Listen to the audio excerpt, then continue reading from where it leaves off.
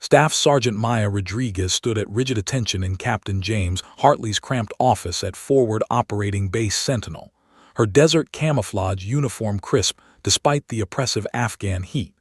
Through the dusty window behind him, she could see helicopters landing and taking off, carrying soldiers to missions she desperately wanted to join. Her hands were clasped behind her back, fingers interlaced so tightly her knuckles had turned white. "Request denied, Staff Sergeant," Captain Hartley said, his eyes fixed on the paperwork before him rather than meeting her gaze. He was a stocky man in his early 40s, with graying hair at his temples and a face weathered by multiple deployments. "The sniper section isn't accepting transfers at this time."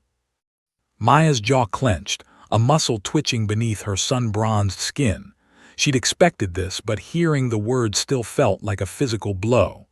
"Sir, with respect, my qualification scores." "I've seen your scores, Rodriguez." Hartley finally looked up, his expression unreadable. "Top of your class at sniper school, highest marksmanship ratings in the battalion, expert in fieldcraft and camouflage. Your file is impressive." "Then why, sir?" The question escaped before she could stop it, sharper than she'd intended. Hartley's face hardened. "Unit cohesion is critical in specialized teams. The men in that section have trained together, deployed together, bled together. Introducing new elements, especially," he paused, choosing his words carefully, "especially variables that might disrupt established dynamics, could compromise operational effectiveness." Variables. He meant her gender but wouldn't say it directly. Maya had heard every version of this excuse during her 8-year Army career. Too disruptive. Might cause problems. The men aren't ready. Always couched in professional language, always just plausible enough to be defensible, always the same result, doors slammed in her face. "Sir, Sergeant First Class Webb's team operates with a spotter.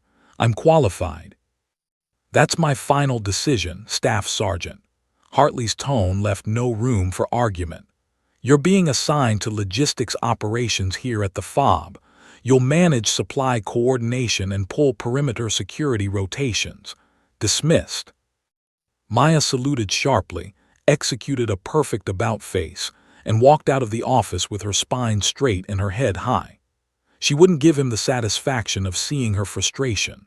But once outside, alone behind the containerized housing units, she let her shoulders sag and pressed her back against the sun-baked metal wall. The familiar weight of grief settled over her like a thick blanket. Her younger brother, Staff Sergeant David Rodriguez, had died in this same region 2 years ago. His convoy had been ambushed in a narrow mountain pass, caught in a devastating crossfire.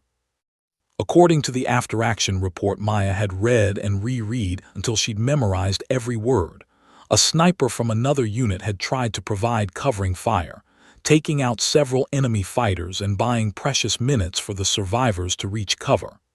David hadn't made it, but 6 others had, because of that sniper's skill and courage. Maya had never learned the sniper's name. The report only listed friendly Overwatch element. But that unknown soldier had saved lives that day with precision and bravery. When Maya had received the folded flag and her brother's dog tags, she'd made a solemn promise. She would become that person for someone else's brother, sister, son, or daughter. She would be the one providing that desperate covering fire when it mattered most. She'd thrown herself into training with single-minded determination. Early mornings at the range before anyone else arrived. Evenings studying ballistics, meteorology, and tactical positioning. Weekends practicing fieldcraft until she could disappear into any terrain. She'd excelled at sniper school, outperforming candidates who'd initially dismissed her. Her instructors had written glowing recommendations. She'd done everything right. And still, it wasn't enough. That evening, Maya watched from the logistics office as Sergeant Webb's sniper team boarded a helicopter for a mission. She recognized Corporal Jenkins, Webb's spotter, a decent soldier, but his qualification scores were 15% lower than hers. Specialist Morrison, assigned to the team last month, had barely passed the marksmanship standards. Yet they were climbing into that Black Hawk, heading into combat while she was counting supply requisitions and checking perimeter fences. After sunset, when the base had quieted and most soldiers were in the dining facility or their racks, Maya made her way to the firing range. The RSO, Range Safety Officer, knew her well by now and simply nodded as she signed in. She assembled her rifle with practiced efficiency, an M110 semi-automatic sniper system that she'd purchased accessories for with her own money. The weapon felt like an extension of her body after thousands of hours of practice. Under the floodlights, Maya settled into a prone position and focused on targets at various distances. 200 meters, 400, 600. Each shot was a meditation, a conversation between her and the rifle. Breathe in, natural respiratory pause, sight picture, trigger press. The satisfying crack of the rifle, the distant ping of the hit. As she fired, Maya made herself another promise, one that burned even hotter than her grief. She would find a way to prove Captain Hartley wrong. She would demonstrate beyond any doubt that she belonged in that sniper section. She didn't know how yet, but opportunity always came to those who were prepared. She just had to be ready when it arrived. 3 weeks into her assignment at FOB Sentinel's logistics section, Maya had settled into a mind-numbing routine that made her feel like she was slowly suffocating. Her days consisted of tracking supply inventories, coordinating delivery schedules, and ensuring that toilet paper and MREs reached the right units at the right times. Important work, certainly. Soldiers couldn't fight without supplies, but it wasn't what she'd trained for. It wasn't what her brother had died for. The only respite came during her voluntary perimeter security rotations. Most soldiers avoided guard duty whenever possible, but Maya volunteered for every available shift. It gave her a reason to carry a weapon, to scan terrain, to stay sharp. On a humid Thursday morning, she stood at Tower 6 on the base's eastern perimeter, binoculars in hand, watching the sun paint the distant mountains in shades of gold and amber. Private First Class Tommy Chen, her partner for the shift, was nursing his third energy drink and complaining about the heat. "I don't know how you do this so often, Staff Sergeant. It's boring as hell out here. Nothing ever happens." Maya didn't respond immediately. Her attention had snagged on something in the middle distance, a flicker of movement near the abandoned water tower approximately 800 meters out. Most soldiers would have dismissed it as heat shimmer or a stray animal, but Maya's trained eye caught irregularities in the pattern. The movement was too deliberate, too angular. She raised her spotting scope, a high-quality Leupold she'd purchased herself, and adjusted the focus. The tower, long since dry and unused, stood in a field of scrub brush and rocky terrain. At first, she saw nothing unusual. Then, behind a collapsed section of the tower's base, a shadow shifted in a way shadows shouldn't shift in stationary structures. "Chen, grab the radio," Maya said quietly, her voice taking on the calm, focused tone she'd learned in sniper school. "Get me the TOC." The young private straightened immediately, responding to the authority in her voice. Within seconds, he had the Tactical Operations Center on the line. "Tower 6 to TOC, possible enemy reconnaissance element, vicinity grid November Delta 47289, Maya reported, keeping her scope steady on the target area. 3 individuals, approximately 800 meters east of our position, observing base defenses. The radio crackled. "Tower 6, TOC, are you certain? We've had no other reports of activity in that sector." Maya watched as one of the figures emerged partially from cover, and her heart rate quickened. The man held what appeared to be a camera with a telephoto lens, systematically photographing the base's guard towers, vehicle checkpoints, and entry points. A second individual was sketching in a notebook, while the third provided security with an AK-47 slung across his chest. "Confirmed, TOC. I have eyes on 3 military-age males conducting surveillance of our defensive positions. One individual is photographing our perimeter.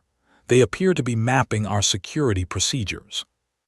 Lieutenant David Chen, the executive officer, came on the radio personally. Tower 6, maintain observation. Do not engage. Quick reaction force is spinning up now. For the next 12 minutes, Maya provided a running commentary that would have made her sniper instructors proud. She noted the insurgents' equipment, their behavior patterns, the direction they'd approached from, and probable escape routes based on the terrain. When one of them pulled out a cell phone, she reported the make and model. When they shifted positions, she called out the new grid coordinates with precision. Individual 1 is carrying a red backpack, approximately 30 liters, appears heavy, possible IED construction materials. Individual 2 has radio equipment visible on his belt. Individual 3 is maintaining overwatch to the south, scanning for our patrols. The Quick Reaction Force, led by Staff Sergeant Marcus Webb from the sniper section, approached from the north in 2 MRAPs, using terrain to mask their movement. Maya guided them via radio, helping them avoid being spotted until they were in position. The insurgents never saw them coming. The capture was textbook, swift, professional, and bloodless. All 3 men were zip-tied and searched within minutes. What they found justified every detail of Maya's observations. Detailed photographs of guard rotations, hand-drawn maps of the base layout, notes on vehicle patterns, and in the red backpack, components for an improvised explosive device. Under interrogation, they revealed plans for an ambush on the next supply convoy scheduled to depart the base, a convoy that would have carried 23 soldiers. That afternoon, Captain Hartley summoned Maya to his office. This time, his expression was different, grudging respect mixed with something that might have been embarrassment. "Rodriguez, your observations this morning were exceptional," he said, the words seeming difficult for him to produce. "Lieutenant Chen said your level of detail rivaled anything our scout teams provide. The intelligence boys are calling it a significant tactical win." Maya stood at attention, allowing herself a flicker of hope. "Thank you, sir." The items recovered suggest they were planning an attack that would have resulted in significant casualties. Hartley paused, seeming to struggle with his next words. "You may have saved lives today." "I was just doing my job, sir." Maya kept her voice neutral, professional.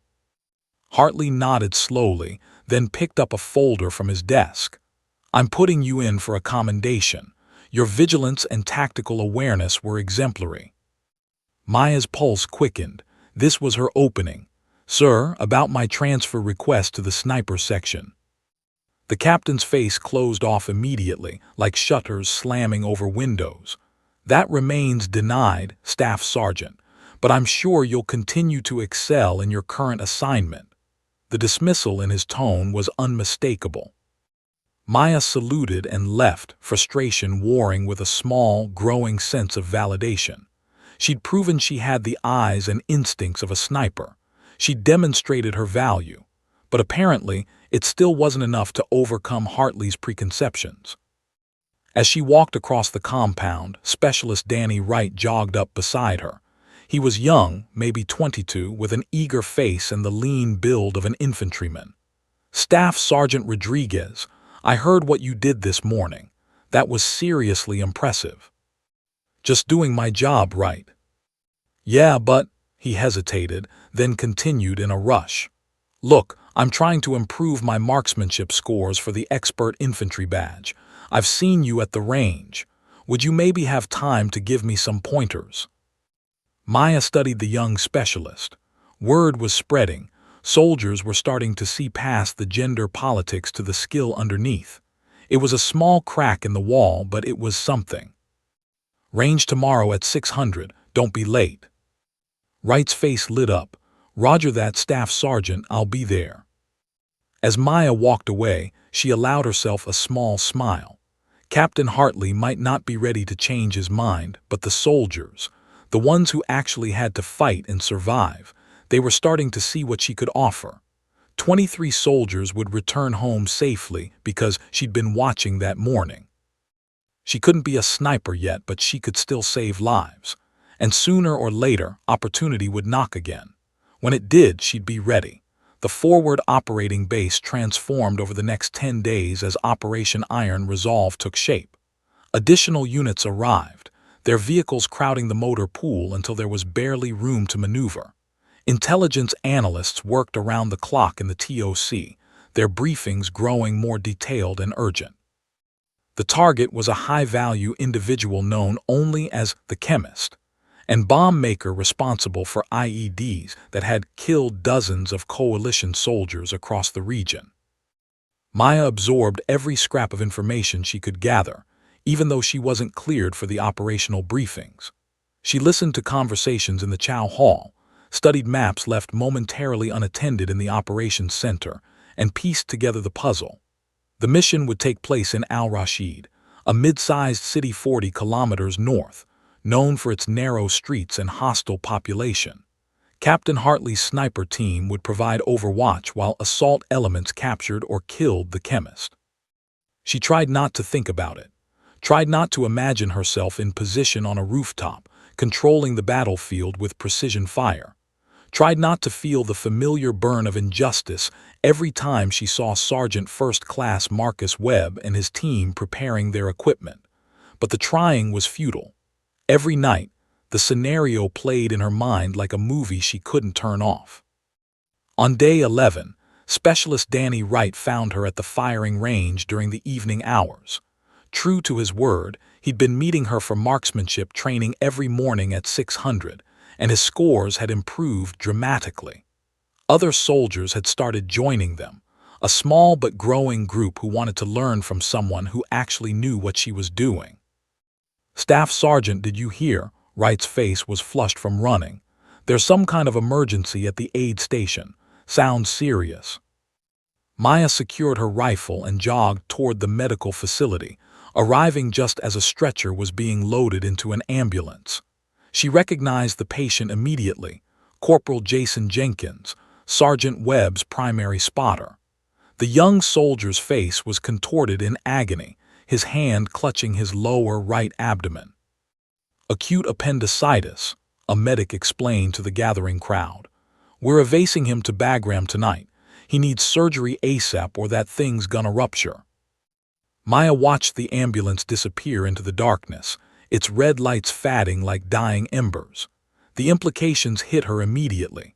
Webb's team was now short a spotter, and Operation Iron Resolve was launching in less than 72 hours. The mission was too critical to postpone, and qualified spotters didn't grow on trees. She wasn't the only one doing the math. Across the compound, she could see Captain Hartley emerge from the TOC, his face illuminated by the glow of his cell phone as he frantically made calls. Lieutenant Chen stood beside him, speaking rapidly and gesturing toward the operations center. Maya forced herself to walk away, to not hope, to not let herself believe that this might be her chance. She'd been disappointed too many times already. The next morning brought chaos of a different kind. A massive dust storm rolled in from the west, turning day into twilight. The sky became a roiling brown mass, and visibility dropped to less than 20 feet. All helicopter operations were grounded. Soldiers scrambled to secure equipment as sand infiltrated every crack and crevice. Maya was helping tie down loose gear when she heard the commotion from the dining facility.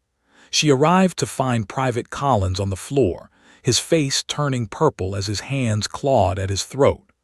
Other soldiers stood frozen in panic, unsure what to do. Training overrode thought. Maya dropped to her knees behind Collins, wrapped her arms around his midsection, and delivered sharp upward thrusts just below his ribcage.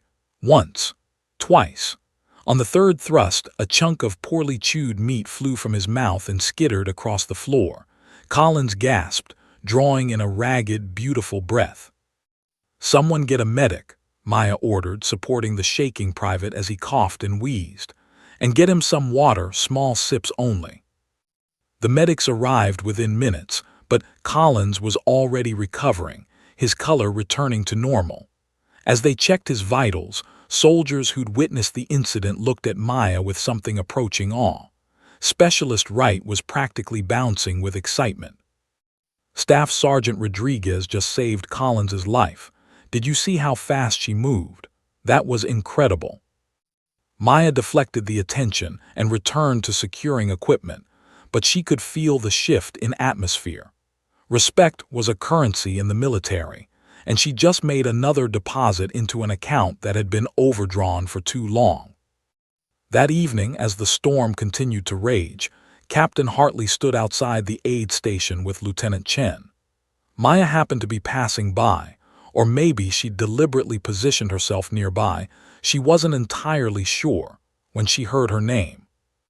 "Rodriguez is qualified," Lieutenant Chen was saying, his voice barely audible over the howling wind.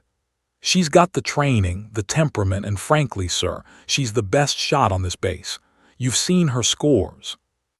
"She's not trained with Webb's team," Hartley countered, but his voice lacked its usual conviction.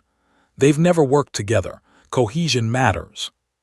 So does having a spotter who can actually do the job. Sir, we've got 48 hours until launch. Our other qualified spotter is deployed with 3rd Battalion at FOB Lightning.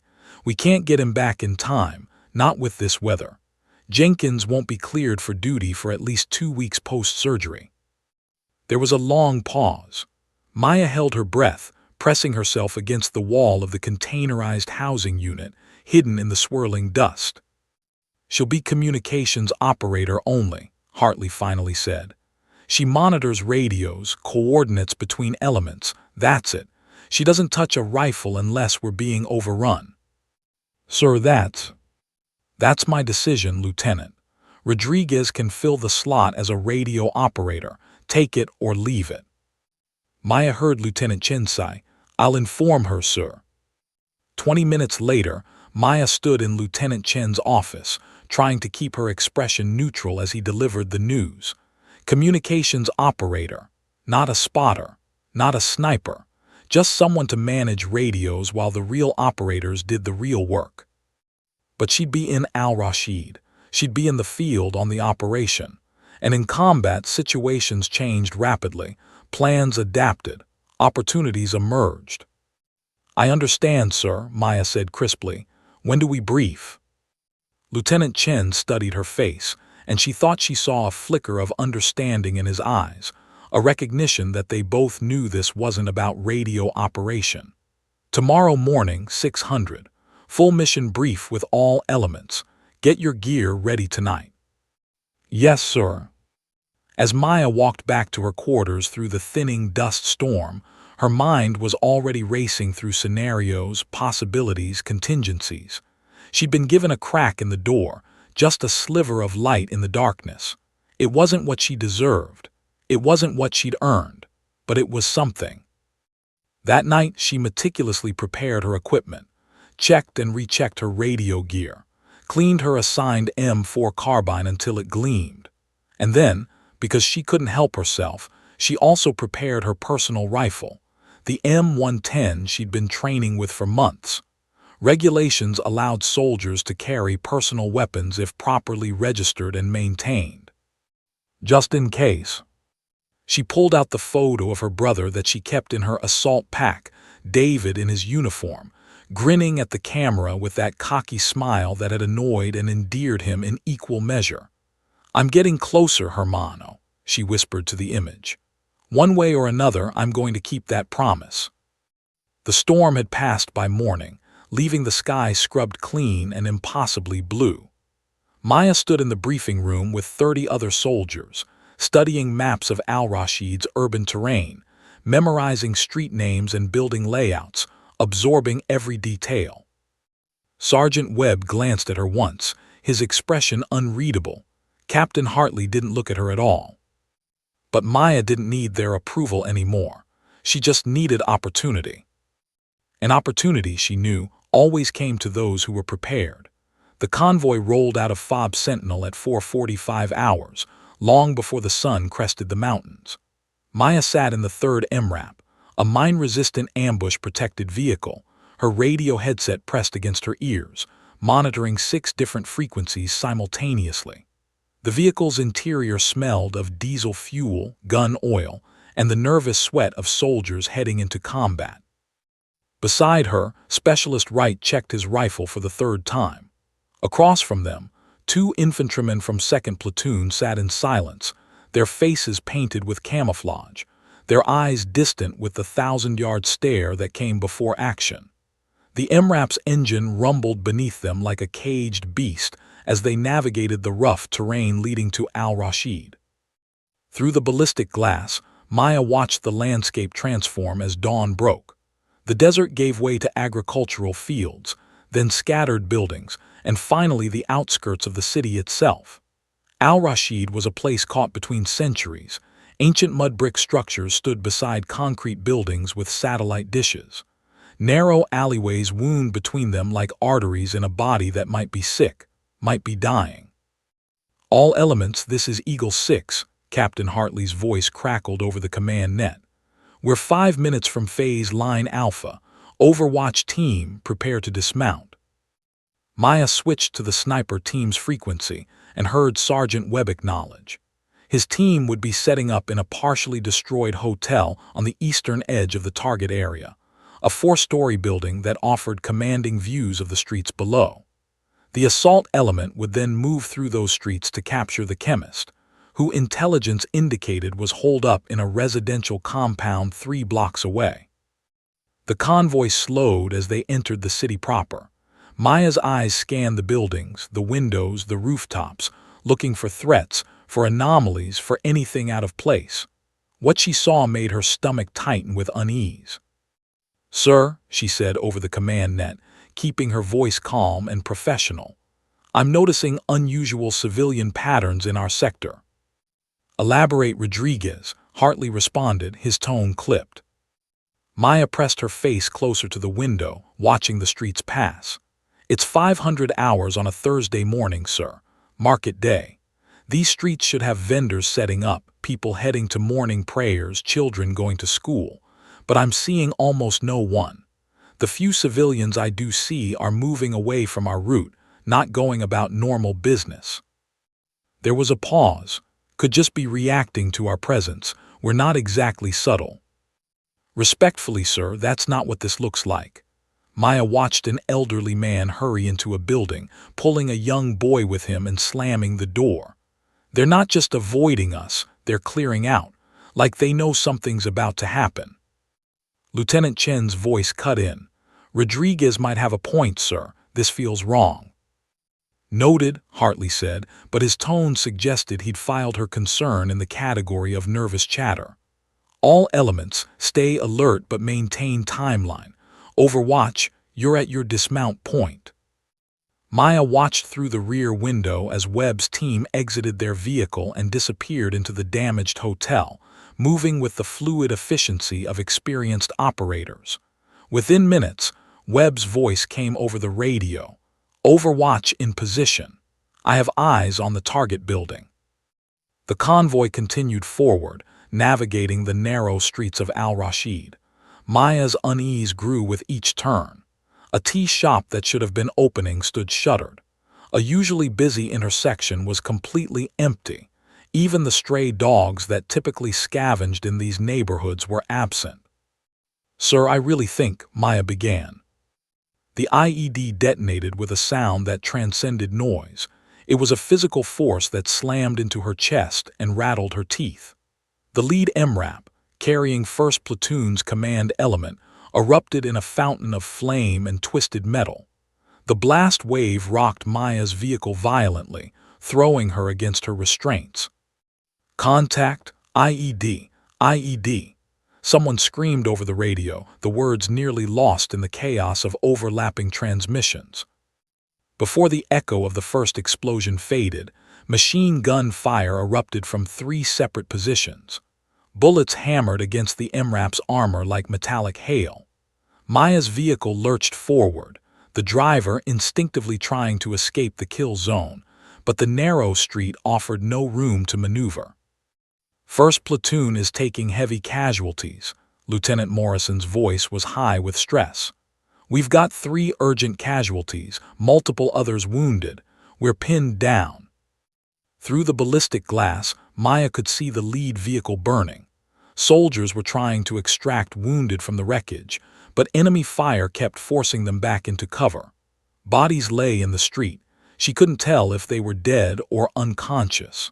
The narrow alley had become a shooting gallery with American soldiers as the targets.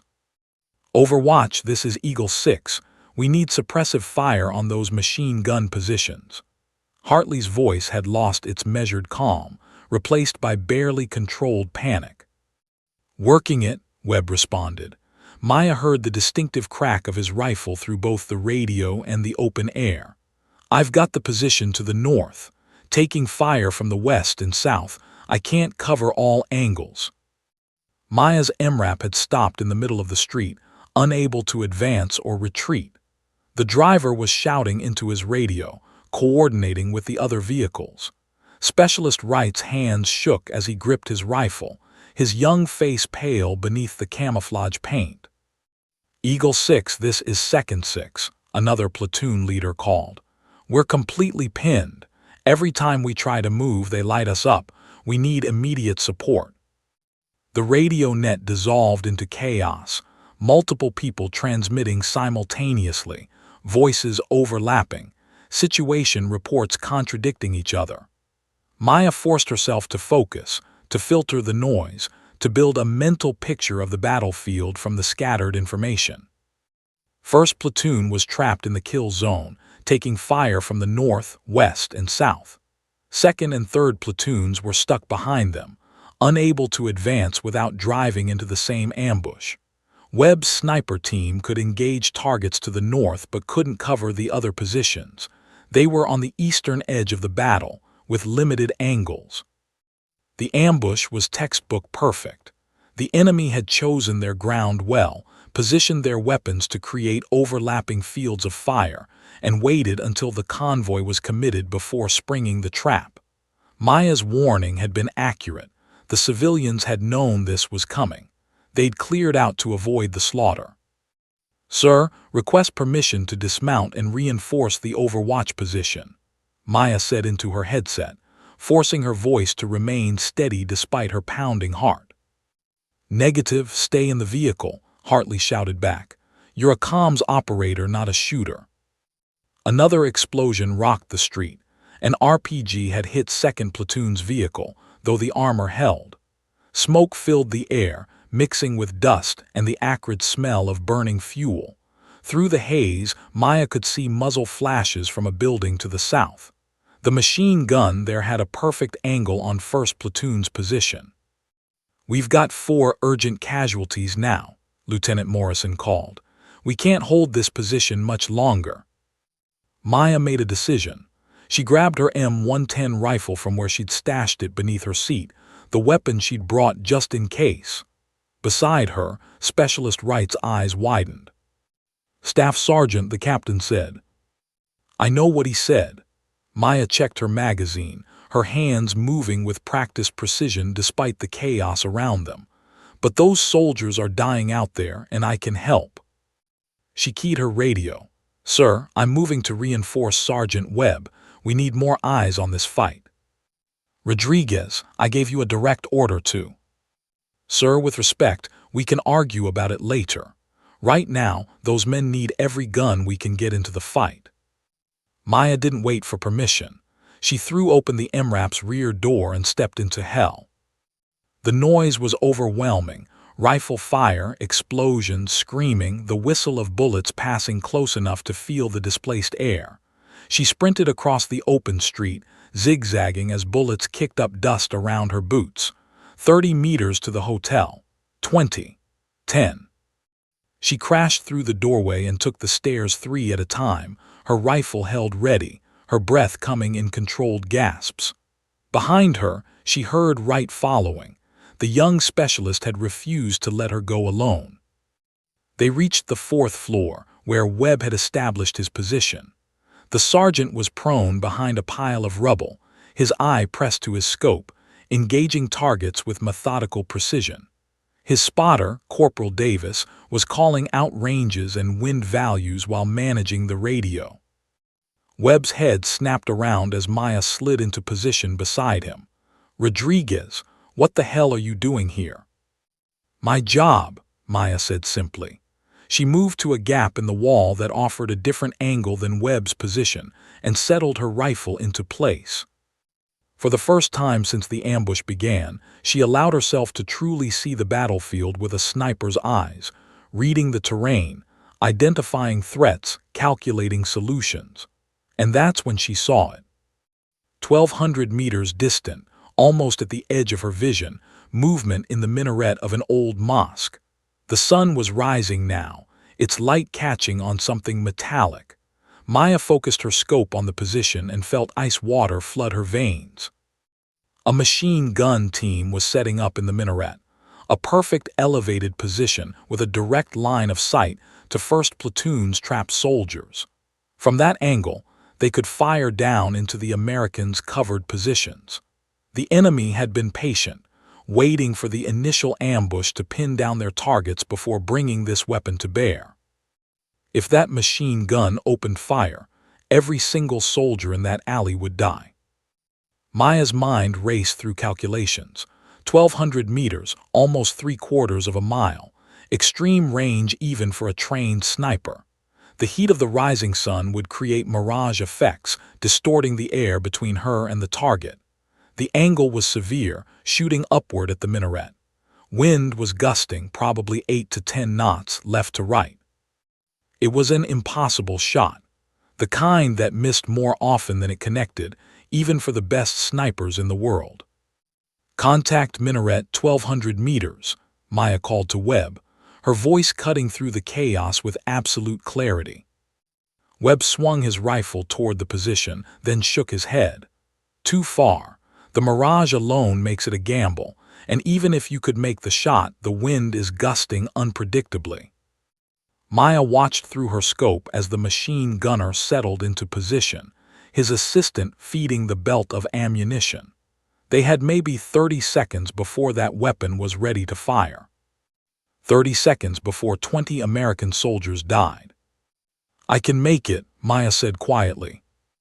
Webb looked at her, really looked at her, and in his eyes she saw the calculation every combat leader makes, weighing risk against necessity, pride against survival, protocol against reality. "Take the shot," he said. Maya's world narrowed to the circle of her scope.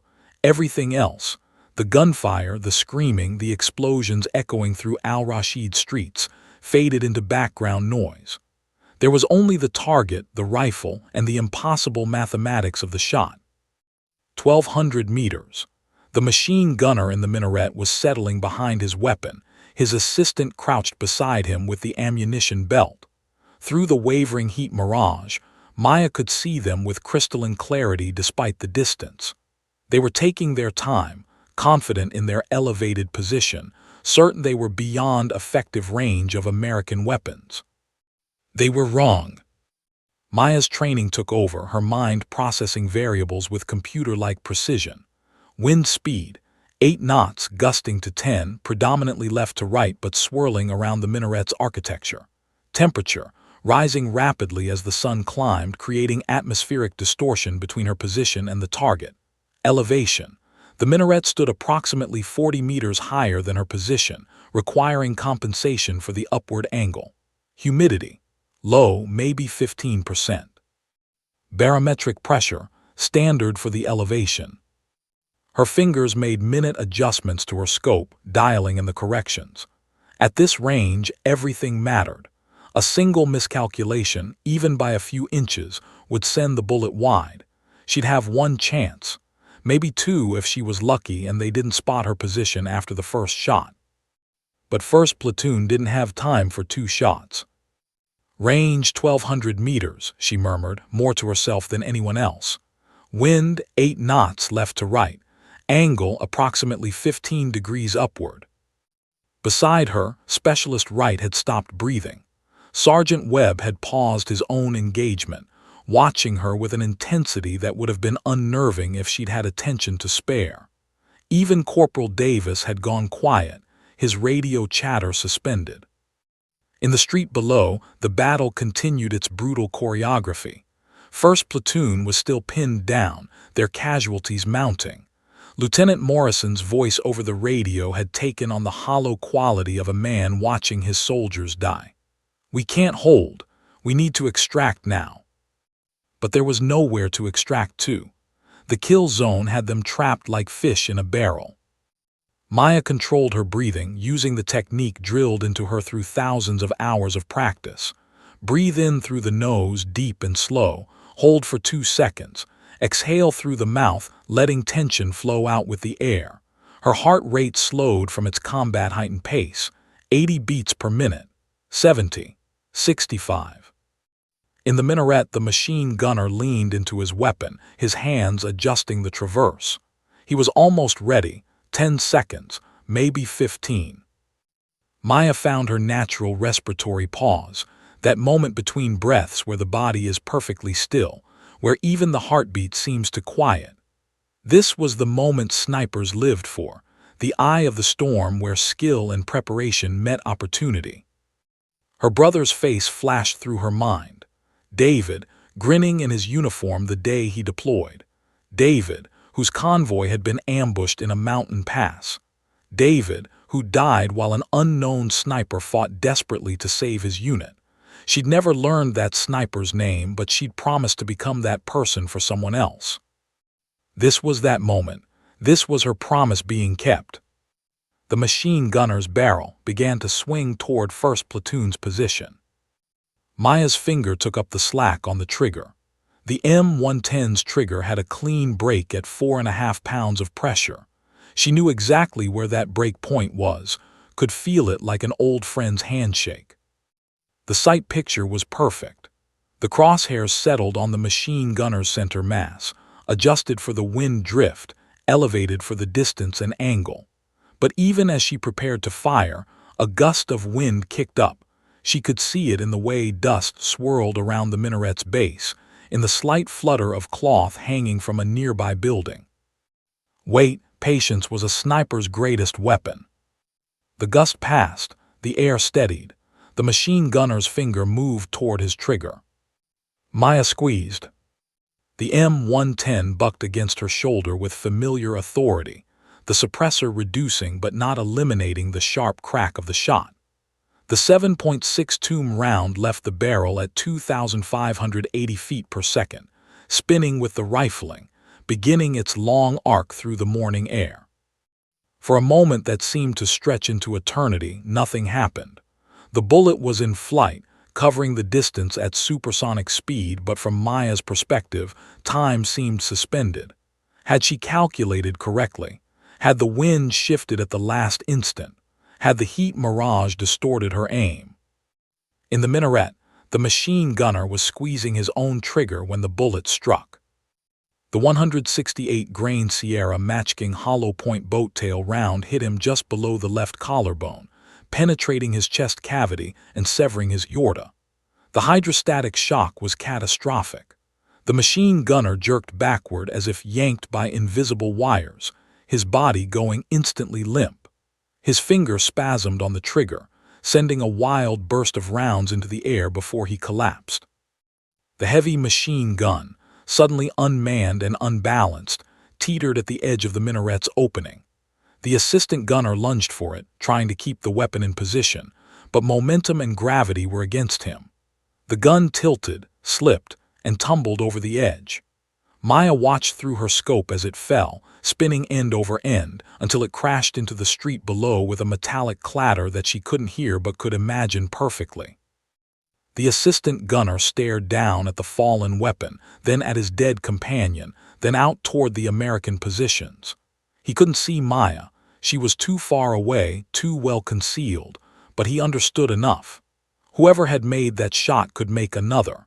He scrambled backward, disappearing into the minaret's interior, abandoning his position. For a 3 count, there was absolute silence on Maya's section of the rooftop. Then Sergeant Webb exhaled slowly, the sound carrying the weight of profound respect. "Holy hell," he breathed. "Rodriguez, that was. I've never seen a shot like that outside of a range." Maya didn't respond. She was already scanning for new threats, her training keeping her focused on the mission rather than the accomplishment. But inside, her heart was hammering with a mixture of adrenaline, relief, and something else. Vindication, maybe, or the satisfaction of a promise fulfilled. "First platoon, Overwatch," Webb called into his radio, his voice steady and professional. "Machine gun threat in the minaret is neutralized. You've got a window to maneuver." Lieutenant Morrison's response came back immediately, breathless with desperate hope. "Confirm neutralized. We're seeing no fire from that position." "Confirmed. The weapon is down and the crew is combat ineffective. Move now before they can reinforce." Below, in the streets of Al-Rashid, the tactical situation transformed in seconds. With the machine gun threat eliminated, 1st Platoon had the opening they needed. Smoke grenades popped, creating a screen as soldiers dragged their wounded toward cover. The other platoons provided covering fire, their rifles creating a wall of lead that forced the remaining enemy fighters to keep their heads down. The extraction wasn't clean. It never was, but it was possible now. One by one, the wounded were loaded onto vehicles. The dead were recovered with the reverence they deserved, no soldier left behind. The convoy began to pull back, fighting a running battle through the streets but no longer trapped in that devastating kill zone. Maya continued her work, engaging targets of opportunity as they presented themselves. A fighter exposing himself to take a shot at the withdrawing Americans, another attempting to maneuver into flanking position. She fired with methodical precision, each round carefully aimed, each shot serving the singular purpose of protecting the soldiers below. Specialist Wright, positioned at another gap in the wall, was doing the same with his M4, his earlier nervousness replaced by focused determination.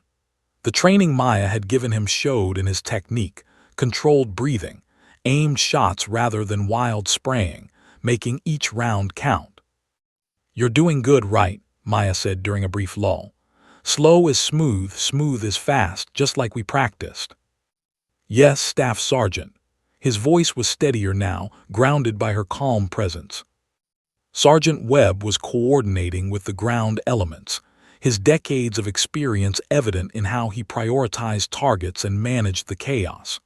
But every few minutes, his eyes would drift to Maya, watching her work with an expression that mixed surprise and reassessment. The battle lasted another 23 minutes, an eternity measured in heartbeats and bullet exchanges. When Captain Hartley finally gave the order for full withdrawal, every American soldier who'd entered Al-Rashid that morning made it out. 4 were urgent casualties, requiring immediate surgery. 7 more were wounded but stable. But there were no body bags, no families receiving folded flags and solemn condolences. 20 soldiers who should have died were breathing, bleeding maybe, but alive. As the convoy formed up for the return journey, Maya secured her rifle and prepared to move. Her hands were steady, her breathing calm, but she could feel the post-combat tremors beginning in her legs, the body's delayed reaction to stress and adrenaline. "Rodriguez," Webb's voice stopped her. The sergeant was a brick wall of a man, maybe 40 years old, with scars that told stories he'd never share and eyes that had seen too much. "That shot, 1,200 meters, upward angle, shifting winds, heat mirage. Do you understand how improbable that was?" "I understand it was necessary, Sergeant." Webb studied her for a long moment. "I owe you an apology. I had assumptions about whether you belonged in this fight." He extended his hand. "You saved those men down there. You saved them with skill, courage, and the coldest blood I've ever seen under fire. Whatever happens next, I'm going to make sure everyone knows it." Maya shook his hand, feeling the calluses of a fellow professional. "I just did my job, Sergeant." "No," Webb said firmly. "You did our job. The job we should have been doing if Hartley had pulled his head out of his ass months ago." He glanced at Specialist Wright, who was listening with wide eyes. "You see anything different about Staff Sergeant Rodriguez that makes her less capable than any other sniper you've known, right?" "No, Sergeant. She's a stone-cold professional." "Damn right she is." Webb grabbed his gear. "Come on, we've got a debrief to attend and I've got some things to say to the captain." As they made their way back to the vehicles, Maya allowed herself one moment of reflection. One shot. One impossible, improbable, necessary shot. It had taken years of training, months of frustration, weeks of persistence, and one perfect moment when skill and opportunity aligned. Her brother would have been proud. The convoy rolled back toward Fob Sentinel through streets that seemed quieter now, as if Al-Rashid itself was holding its breath. In the command vehicle, Captain Hartley sat in silence, his radio headset pushed back, his face unreadable. He'd heard every word of the engagement, heard Webb's description of the shot, heard the casualty reports that could have been so much worse, heard the after-action chatter from soldiers who'd witnessed Maya's performance under fire. Maya didn't know what he was thinking, and in that moment she found she didn't particularly care. She'd proven what needed proving, not to him, but to herself, and to the soldiers whose lives depended on having the best people in the right positions. The rest would sort itself out. The moment stretched like heated glass, fragile and distorting everything around it. Maya's finger rested on the trigger, her breathing suspended in that perfect stillness between heartbeats. Through her scope, the machine gunner in the minaret was a heartbeat away from opening fire on 1st Platoon, 20 American soldiers who had no idea death was aimed at them from above. 1,200 meters. The distance seemed impossible, a gulf wider than mere measurement could capture. Maya had trained for shots like this, dreamed of them, but training and reality existed in different universes. On the range, there were no lives hanging in the balance, no screaming wounded, no burning vehicles, no consequences beyond a missed target and bruised pride. Here, failure meant body bags. The mathematics racing through her mind were complex enough to overwhelm most shooters, but Maya had internalized them through 10,000 hours of practice. Wind speed, currently 8 knots left to right, but she noticed a pattern, gusts every 45 to 50 seconds, each lasting about 8 seconds. Between gusts, the wind steadied at 6 knots. She was in a steady period now, maybe 20 seconds remaining before the next gust. Temperature differential. The sun had risen enough to create serious heat mirage. Through her scope, the minaret seemed to shimmer and dance, the machine gunner's outline wavering like a reflection in disturbed water. She couldn't eliminate the mirage, but she could read it. The distortion was consistent, bending light in predictable patterns. She adjusted her point of aim slightly left of where the target appeared, compensating for the optical distortion. Elevation. The upward angle meant gravity would have less time to pull the bullet down. At this range, a standard trajectory would drop approximately 32 feet, but the 15-degree upward angle reduced that to about 28 feet. Her scope adjustment reflected this calculation, dialed in with precision born of endless repetition. Coriolis effect. At this extreme range, even the Earth's rotation mattered. The planet's spin would push her bullet slightly right, only about 4 inches at this distance, but 4 inches was the difference between a clean hit and a complete miss. Another minute adjustment to her aim point. All of this processed in less than 3 seconds, a symphony of ballistic physics conducted by instinct and training. In the street below, Lieutenant Morrison's voice crackled over the radio, raw with desperation. "We're combat ineffective. We need immediate." An explosion cut him off, another RPG impacting near his position. The machine gunner in the minaret settled his shoulder into the weapon stock. His assistant fed the ammunition belt, the brass cartridges glinting in the morning sun. 5 seconds until he opened fire, maybe less. A memory surfaced, unbidden but welcome. David, her brother, 14 years old, teaching her to shoot their father's old hunting rifle in the desert outside El Paso. "Don't snatch the trigger, Maya," he'd said, his hand steadying hers. "Respect it. Squeeze smooth like you're surprising yourself when it breaks." David, who'd never made it home from his own ambush. David, who died while an unknown sniper fought desperately to save his unit. Now Maya was that sniper. Now she was the desperate hope for someone else's brother, someone else's sister, someone else's child. The wind steadied. The mirage pattern stabilized. The machine gunner's finger moved toward his trigger. Maya's world collapsed to a single point of absolute focus. The crosshairs settled on the machine gunner's left chest.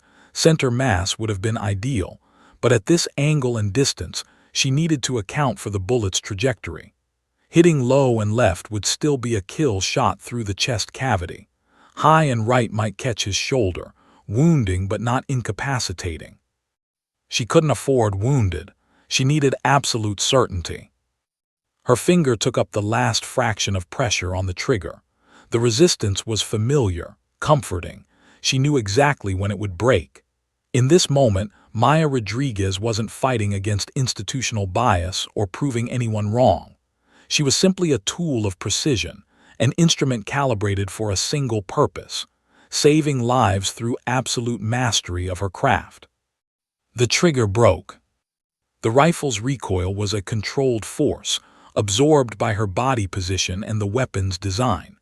The suppressor directed the muzzle blast forward and down, minimizing the sound signature. To Maya, it felt like a gentle push, a confirmation that the bullet was away. Then came the wait. At supersonic speed, the bullet still needed nearly 2 seconds to cover 1,200 meters.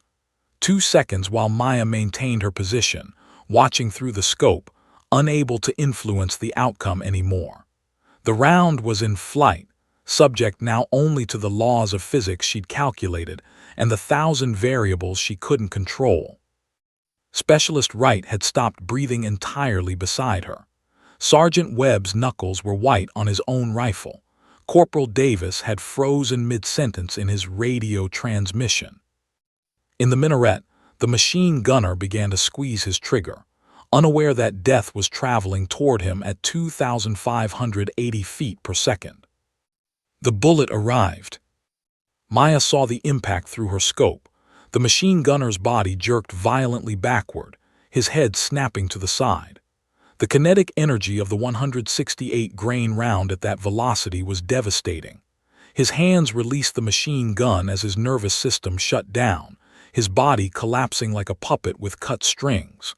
The weapon, now unmanned and unbalanced at the edge of the minaret's opening, teetered for a moment. The assistant gunner lunged for it, his hands grasping for the machine gun's handles, but physics and momentum conspired against him. The heavy weapon tilted beyond recovery, slipped through his fingers and plummeted from the minaret. Maya watched it fall, spinning, tumbling through the air, until it crashed into the street below with a distant clatter of metal on stone. The assistant gunner stared at the fallen weapon, then at his dead companion, his face a mask of shock and terror. He couldn't see Maya's position. The distance and angle made that impossible, but he understood that someone somewhere had just made an impossible shot. He scrambled backward into the minaret's interior, abandoning the position entirely. "Target down," Maya said quietly, her voice steady despite the adrenaline flooding her system. "Machine gun neutralized." The rooftop around her erupted in disbelief. "Jesus Christ," Corporal Davis breathed. Did that really?" Sergeant Webb's voice cut through, sharp with authority but tinged with awe. "Overwatch to all elements, machine gun threat in minaret is neutralized. First platoon, you have a window to extract. Move now." Lieutenant Morrison's response was immediate. "Confirm neutralized. We saw something fall, but—" "Confirmed," Webb snapped. "The weapon is down, the crew is combat ineffective. You've got maybe 60 seconds before they regroup. Move your asses." Through her scope, Maya watched the tactical situation transform. First platoon, no longer facing the threat of plunging fire from the minaret, moved with renewed purpose. Smoke grenades created screening, obscuring their movement. Wounded soldiers were dragged toward the relative safety of the vehicles. The platoon sergeant, a burly man whose name Maya didn't know, organized the extraction with the efficiency of long experience. But Maya didn't watch for long. Her job wasn't finished. She scanned for new threats, her rifle sweeping across rooftops, windows, alleyways. A fighter appeared in a third-story window, raising an RPG launcher. Maya's crosshairs found him before he could acquire his target. She fired. The man dropped, his weapon falling harmlessly to the street. Another target, a machine gun team attempting to reposition in a building to the west. Maya's second shot shattered the gunner's shoulder, sending him sprawling. His assistant grabbed him and pulled him back into cover, smart enough to recognize they were in a sniper's kill zone. Beside her, Specialist Wright was engaging targets with his M4, his breathing controlled, his shots deliberate. "Target, two-story building, fourth window from the left," he called. Maya shifted her aim, saw the muzzle flash and fired. Another threat eliminated. Sergeant Webb worked his own targets with mechanical precision, his years of experience evident in every shot. Together, the three of them created a protective umbrella of fire that covered 1st Platoon's desperate extraction. The convoy began to move, fighting a running retreat through Al-Rashid streets. The enemy pressed them, but without the devastating machine gun fire from the minaret, the Americans could maneuver. Vehicle by vehicle, they pulled back, covering each other in tactical bounds that spoke to training and discipline. We're clear," Lieutenant Morrison's voice carried the weight of impossible relief. All personnel accounted for, moving to Rally Point Bravo. Maya allowed herself one deep breath, feeling the tension in her shoulders, the tremor beginning in her hands as adrenaline sought release. She'd made the shot. Against impossible odds, with lives hanging in the balance, she'd made the shot. Sergeant Webb was staring at her with an expression she'd never seen before, something beyond respect, something approaching reverence. "Rodriguez," he said slowly, "I've been doing this for 18 years. I've worked with some of the best snipers in the Army. That shot. I need you to understand something. What you just did shouldn't be possible, not with that wind, not with that mirage, not at that range and angle." Maya met his eyes. "But it was necessary, Sergeant." "Necessary doesn't make it less extraordinary." Webb shook his head, something like a smile ghosting across his weathered face. "You know what the record for longest confirmed sniper kill is? Canadian sniper in Iraq, 3,540 meters. You just made a 1,200-meter shot under combat conditions with atmospheric distortion, unknown wind patterns, and an upward angle that would make most snipers pack up and go home. And you made it on the first shot, when it counted most." Specialist Wright was practically vibrating with excitement. "Staff Sergeant, that was the most incredible thing I've ever seen. The way you didn't even hesitate." "Hesitation kills," Maya said simply.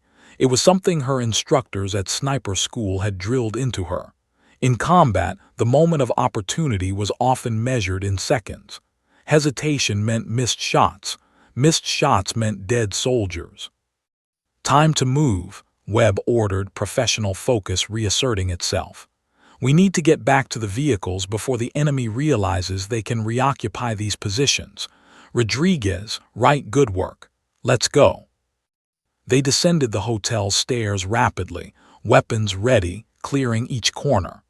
The building could have been infiltrated during the firefight, could have enemy fighters waiting in ambush. But the floors were clear, the structure abandoned. They emerged into the street where Maya's MRAP waited, its armor scarred with bullet impacts but still functional. The driver, Sergeant Ramirez, looked at her with wide eyes. "Staff Sergeant Rodriguez, the whole convoy is talking about you.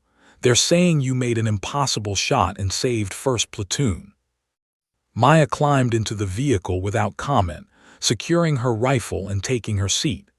Specialist Wright followed, unable to stop grinning despite the violence they'd just experienced. As the convoy formed up and began the journey back to FOB Sentinel, Maya closed her eyes and let her head rest against the MRAP's vibrating wall. Her hands were shaking now, the post-combat tremors she'd held at bay finally demanding acknowledgement. One shot. One perfect, impossible, necessary shot. 20 soldiers were going home because of it. 20 families wouldn't receive the worst news imaginable. 20 futures remained possible instead of being reduced to folded flags and cemetery plots. For the first time since her brother's death, Maya felt the weight on her chest lighten slightly. She hadn't saved David, nothing could change that. But she'd become the person she'd promised to be. She'd been the guardian angel, the overwatch, the desperate hope that made the difference. Her promise was kept. The convoy limped back into Fob Sentinel 3 hours after departing Al-Rashid, their vehicles scarred with bullet impacts and shrapnel damage, but carrying every soldier who'd left that morning. Maya watched through the MRAP's dust-caked window as medics rushed toward the vehicles, preparing to receive the wounded. The base had transformed in their absence. Additional medical personnel stood ready. A medevac helicopter sat on the pad with rotors already turning, and what seemed like half the Fob's population had gathered to witness their return. Word had already spread. Maya could see it in the way soldiers pointed at her vehicle, in the clusters of personnel talking urgently, in the way Captain Hartley stood outside the TOC with his arms crossed, his face unreadable. The MRAP's rear door opened, and Maya stepped into the harsh midday sun. Her uniform was soaked with sweat, dust covered every inch of exposed skin, and her legs trembled with exhaustion. But she stood straight, her rifle slung professionally across her chest, as the wounded were carefully extracted from the lead vehicles. She watched the stretchers pass, soldiers with shrapnel wounds, broken bones, burns from the IED blast. Their faces were tight with pain, but their eyes were alert, alive. Private First Class Jackson, his leg wrapped in blood-soaked bandages, caught her gaze as medics carried him past. "Thank you, Staff Sergeant," he said, his voice rough but earnest. "Morrison told us what you did, thank you." Maya nodded, unable to find words adequate to the moment. Jackson was 20 years old from somewhere in Ohio, with a girlfriend whose picture he showed everyone. Now he'd make it home to her, minus some blood and maybe with a purple heart, but alive. "Rodriguez," Sergeant Webb's voice cut through the controlled chaos. He stood 10 feet away, his gear still on, his rifle still slung. "Captain wants to see you in the TOC. Now." The walk across the compound felt surreal. Soldiers Maya had never spoken to nodded as she passed. A group of infantry privates actually stopped their conversation to watch her walk by, their expressions mixing respect and curiosity. Specialist Wright, who'd insisted on accompanying her, walked slightly behind and to her left like an unofficial bodyguard. Lieutenant Chen met them at the TOC entrance. The executive officer's normally composed face showed traces of exhaustion, but his eyes were bright with something Maya couldn't quite identify. Pride, maybe, or vindication. "Staff Sergeant Rodriguez," he said formally, "the captain is waiting. Webb, you too." The TOC's interior was cooler, air-conditioned to protect the sensitive electronics and computers that coordinated base operations. Captain Hartley stood at the central table, studying a map of Al-Rashid marked with the morning's positions and movements. He didn't look up as they entered. "Sir," Webb said, his voice carrying the weight of 18 years of military service. Sergeant First Class Webb reporting as ordered, with Staff Sergeant Rodriguez. Hartley finally raised his eyes from the map.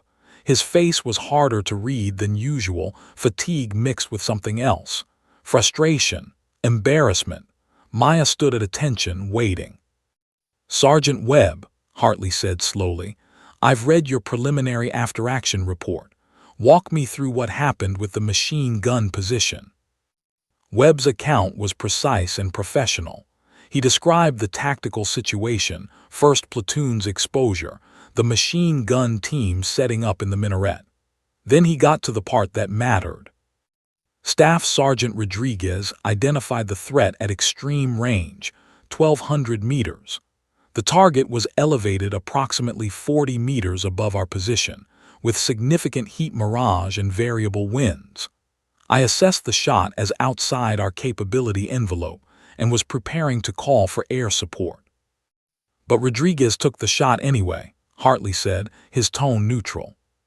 "Sir, with respect, Staff Sergeant Rodriguez didn't take the shot anyway." She calculated the ballistics.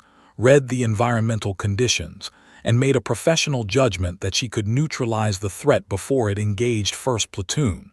She was correct. 1 round, 1 kill, at a distance that most snipers would consider impossible under those conditions. Hartley's jaw tightened almost imperceptibly. And if she'd missed, if that machine gun had opened fire while she was taking her shot, then 20 soldiers would be dead, sir. Webb's voice carried no accusation, just cold fact. 1st Platoon was completely exposed to that position. Morrison's men were pinned down, unable to maneuver, taking casualties. That machine gun would have massacred them. Staff Sergeant Rodriguez prevented that. The room fell silent except for the hum of electronics and the distant sound of the medevac helicopter taking off. Maya kept her eyes forward, her posture rigid, while her heart hammered against her ribs. Lieutenant Chen spoke up, his voice careful but firm. "Sir, I've also received reports from multiple soldiers in 1st Platoon. They're requesting that Staff Sergeant Rodriguez be formally recognized for her actions. Specialist Morrison specifically said, and I quote, 'She's the reason I'm not in a body bag.'" Hartley moved to the window, looking out at the base where soldiers were still talking about the morning's engagement. When he finally spoke, his voice was quiet, almost difficult to hear. "I was wrong, Rodriguez." The words hung in the air like something fragile and unexpected. Maya's eyes widened slightly, but she maintained her position. Hartley turned to face her directly. "I denied your transfer request based on concerns about unit cohesion and readiness. I told myself those were legitimate professional considerations." He paused, and Maya saw something crack in his carefully maintained composure. "But the truth is, I let personal bias cloud my judgment. I saw your gender before I saw your capabilities, and that bias nearly cost 20 soldiers their lives." Maya's throat tightened. She'd imagined this moment before, Hartley admitting he was wrong, acknowledging her skills. In her imagination, it had felt triumphant. In reality, it just felt heavy, weighted with the knowledge of how close they'd come to catastrophe.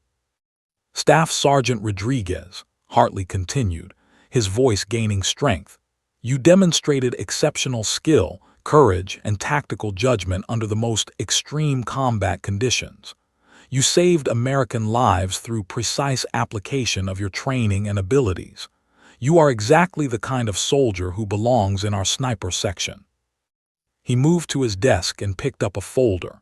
"Effective immediately, I'm approving your transfer to the sniper section with full combat assignment status. Sergeant Webb will integrate you into his team's training rotation. Additionally, I'm recommending you for the Bronze Star with Valor device for your actions today." Maya felt Specialist Wright tense beside her. The young soldier was barely containing his excitement, but Maya herself remained outwardly calm, even as emotions warred inside her. Relief, vindication, satisfaction, and underneath it all, a persistent question. How many missions had been compromised? How many soldiers had been at unnecessary risk because qualified people had been sidelined due to bias? "Thank you, sir," Maya said, her voice steady. Hartley wasn't finished. "But I also need to make something clear. This isn't just about you getting what you deserved, though you did deserve it. This is about me, about us, acknowledging a systemic failure. I let outdated thinking override professional judgment. I won't make that mistake again." He addressed Sergeant Webb. "The sniper section will be conducting a comprehensive review of our selection criteria, merit-based only. No exceptions, no exclusions based on anything other than demonstrated capability. Understood?" "Yes, sir," Webb responded immediately. "Frankly, sir, it's about damn time." Hartley's lips twitched in what might have been a smile under different circumstances. "Dismissed. Rodriguez, welcome to the team. Get some rest. You've earned it." As they left the TOC, Maya felt the Afghan sun on her face, warmer now as afternoon approached. Specialist Wright was practically bouncing with excitement. "Staff Sergeant, you did it. You're officially a combat sniper now." Maya allowed herself a small smile. We'll see how official it feels after Webb puts me through his training program. Webb, overhearing, grunted. You just made a 1,200-meter shot in combat. My training program is going to feel like a vacation. He paused, then extended his hand. Seriously, Rodriguez, welcome to the team. I'm glad to have you. They shook hands, and Maya felt the weight of acceptance, not given as a favor, but earned through undeniable demonstration of skill. As word spread through the base, soldiers began approaching her. Private Jackson's squad mates, thanking her for saving their friend. A staff sergeant from 2nd Platoon, who'd watched the shot from his position and called it the most incredible thing I've seen in 3 deployments. Even soldiers who'd barely acknowledged her existence before now looked at her with respect. That evening, Maya sat alone in her quarters, her rifle disassembled for cleaning on the small desk. Her hands moved through the familiar motions automatically while her mind processed everything that had happened. She'd achieved what she'd fought for, earned her place in the sniper section, proven her capabilities beyond any doubt. But the victory felt incomplete somehow. One shot, one moment of excellence had broken through the barrier. But how many other qualified soldiers were being held back by similar bias? How many missions were being compromised by leaders who let prejudice override professional judgment?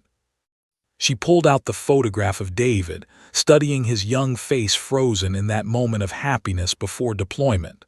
I kept my promise, hermano, she whispered, but there's more work to do. The next morning, Maya reported to Sergeant Webb for her first official day as part of the sniper section. But as she walked across the base, she carried with her not just personal achievement, but the weight of knowing that change, real, systemic change, was measured not in single moments of brilliance, but in the slow, grinding work of transforming institutions. Her fight wasn't over, it had just entered a new phase. And Maya Rodriguez had never been afraid of a fight. 6 months later, Maya crouched on a rooftop in a different city, under a different sky, but the mission remained fundamentally the same: protect those who couldn't protect themselves. The building beneath her was a half-collapsed apartment complex in Kandahar's eastern district, its upper floors offering commanding views of the neighborhood below. Through her scope, she watched an American patrol move cautiously through streets that had claimed too many lives in recent months. The weight of her rifle felt different now.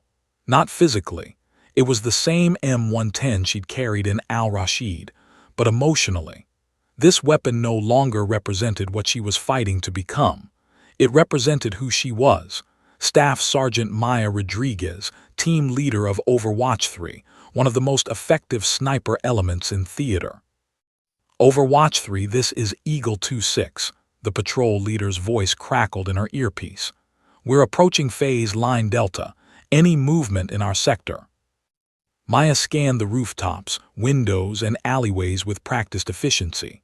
Beside her, Corporal Sarah Chen, the first woman Maya had personally recruited and trained, monitored a different sector through her own optics. On Maya's left, Specialist Marcus Johnson, a transfer from another unit who'd specifically requested to work with the sniper who made that impossible shot, covered their flank. Eagle 2-6, Overwatch 3, Maya responded, her voice calm and authoritative. Your route is clear. I've got eyes on 2 military-age males observing from a tea shop at your 9 o'clock, approximately 200 meters. They're watching you but showing no hostile intent. Maintain awareness. Copy, Overwatch. Good to know someone's watching our backs. That phrase, watching our backs, carried weight Maya still felt deeply. Every patrol she covered, every soldier she protected, was a renewal of the promise she'd made standing over her brother's grave. David hadn't made it home, but because of Maya and teams like hers, countless others would. Corporal Chen shifted slightly, adjusting her position. At 24, she was younger than Maya by 4 years, but she'd proven herself exceptional during training. Her qualification scores had been among the highest in recent years, male or female. Maya had fought to get her assigned to the team, and Chen had validated that faith with consistent performance. Movement, northeast corner building, third floor, Chen reported quietly. Single individual appears to be scanning the patrol route with binoculars. Maya swung her rifle to the position, acquiring the target through her scope. An older man, perhaps 60, stood at a window with binoculars. As she watched, he lowered them and pulled out a cell phone. Possible spotter, Maya assessed. Johnson, keep eyes on the patrol 6. Chen, stay on this guy. Let's see who he calls. This was the chess game of modern warfare, reading intent from actions, distinguishing civilians from combatants, making split-second decisions that could mean life or death. Maya had become expert at it, but she never took the responsibility lightly. The man with binoculars made his call, spoke briefly, then disappeared back into the building's interior.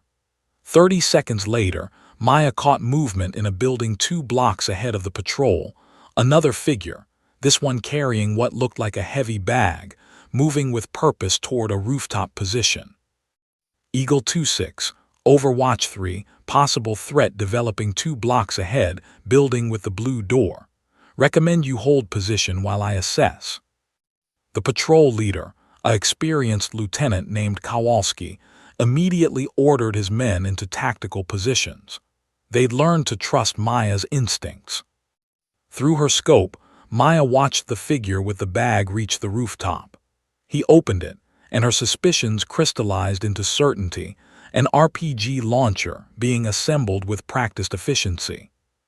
Confirmed hostile, RPG team setting up, range 400 meters from patrol position.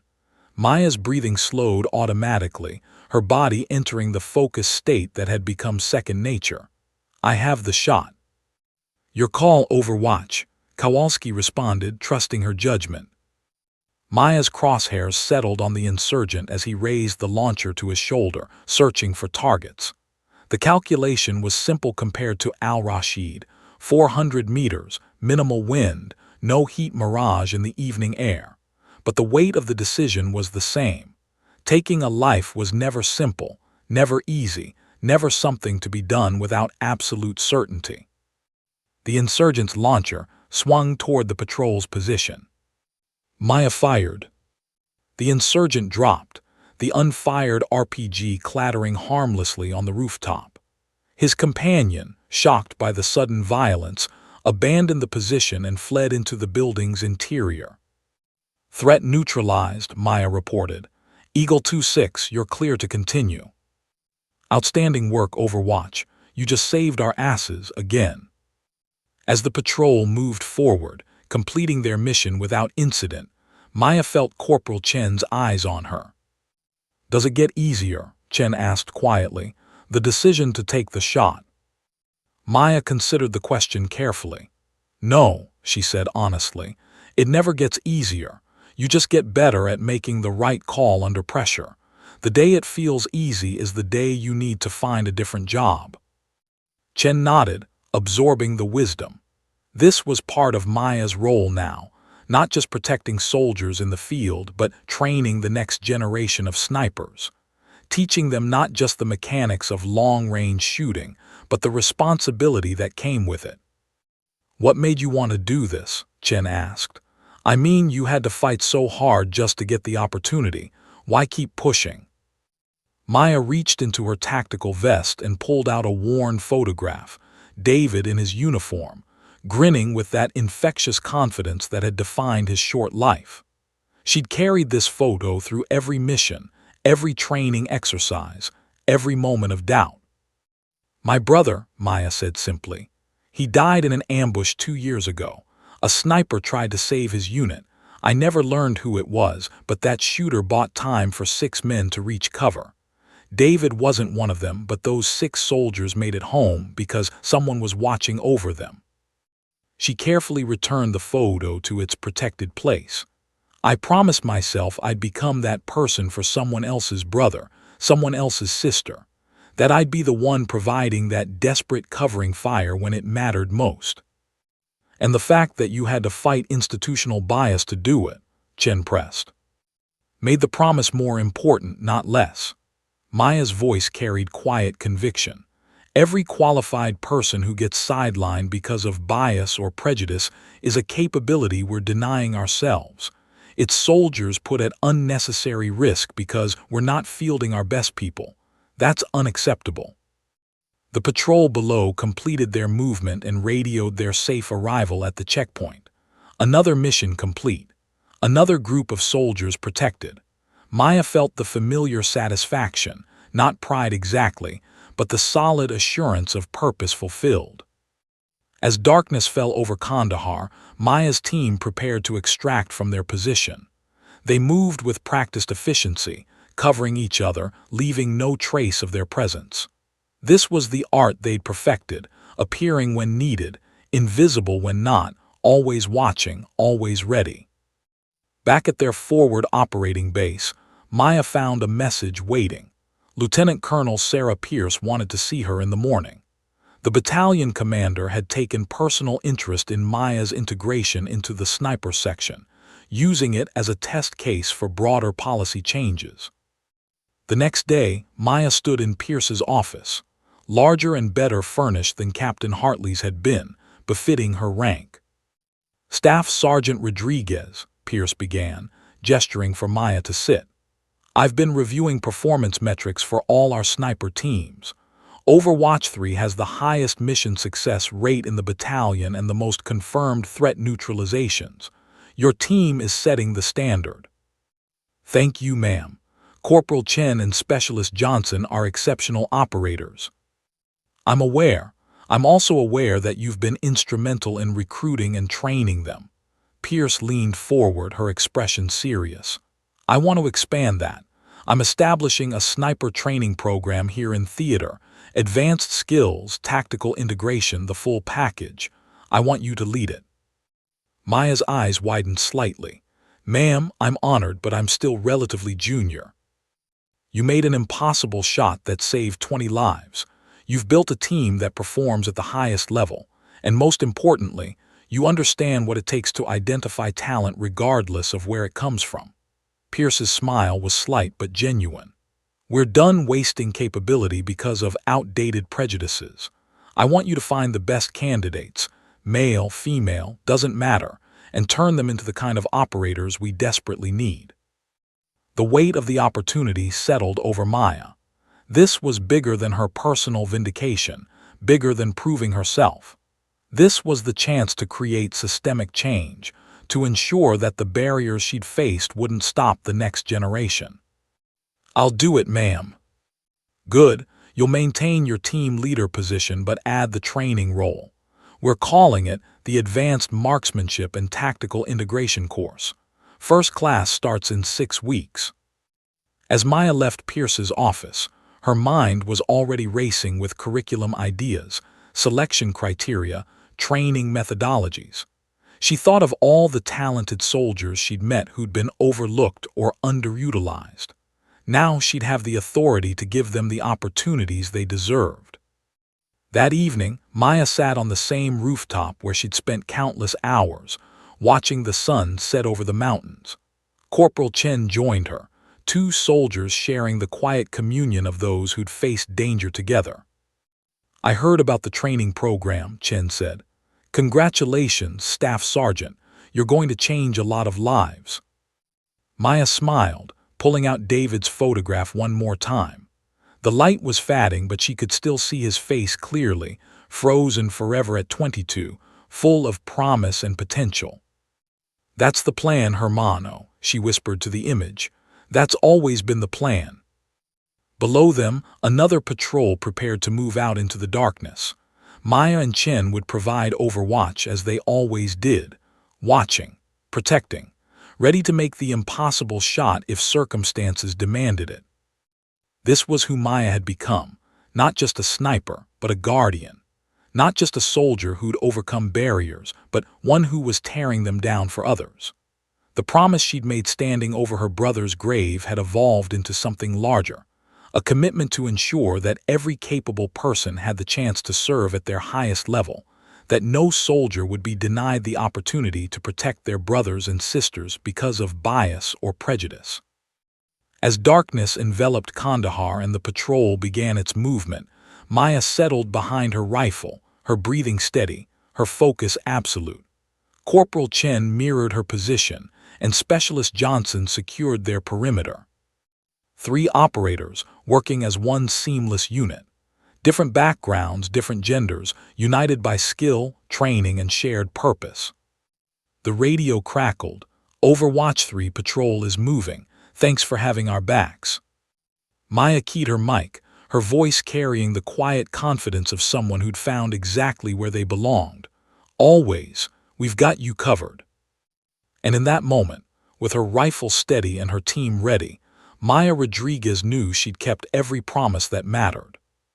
The end.